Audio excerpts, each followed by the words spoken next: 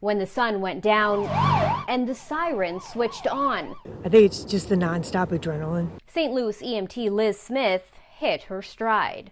Surprised myself that I even could do it. She was used to putting her own safety on the line to help others. One of my last ones, I delivered a baby. Then in early 2020, the first cases of COVID-19 showed up. You know, the numbers are just mounting and mounting and mounting. Soon after, Liz got sick. I wasn't breathing right. I couldn't, breathe. She was taken to the ER and put on a ventilator. 3 days after that, I went into cardiac arrest. I coded 3 times. They got me back 3 times. And they told them there's nothing more they can do for me. Call the family so they can say goodbye. Liz spent the next month in a coma. She wouldn't leave the hospital for another 2 months. Basically, I just have a bunch of holes in my lungs. Unable to return to work, Liz's mom, Marcia, helped her file for workers' compensation through the city of St. Louis. Liz says her claim was denied. Do I think it's fair? Absolutely not. If someone contracts an illness or is injured at work, it should be covered by workers' compensation.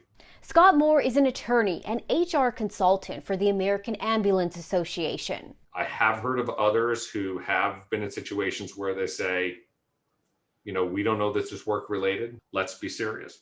Most EMS people are more likely to be exposed than your average everyday worker. Workers' compensation for first responders also have been an area of concern. Governor Parson addressed that by signing an emergency rule expanding the state's workers' compensation law while Liz was still in the hospital. The rule assumes that any first responder who has COVID was exposed to the virus while on the job. BusinessInsurance.com shows that rule could cover as many as 44,000 first responders in the Show Me state. And it is. Last year, Missouri's Division of Workers' Comp approved $316 million in workers' comp benefit settlements for COVID-19 injuries and fatalities. With the legislation that was allegedly put into place, it should have been real easy, but they turned around and said, no, she just had the flu. It's an extreme slap in the face. We asked the city of St. Louis why her claim was denied. A spokesman told us, quote, there are no records to substantiate this claim at this time. We've also reached out to Governor Parson's office and we're still waiting to hear back. She really needed the health insurance to be able to cover her for the rest of her life. How are you feeling? Doctors are evaluating Liz for a lung transplant. She may never be able to return to the job she loves. I guess I've accepted the fact that I'll never be back on the track, working on the truck. They've told me I can't have kids at all.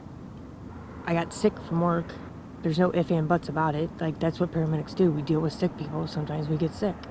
Liz is paying more than $800 a month for her health insurance right now, and that's expected to go up this summer. She is planning on appealing the city's denial. For the I-Team, PJ Randhawa, 5 on your side.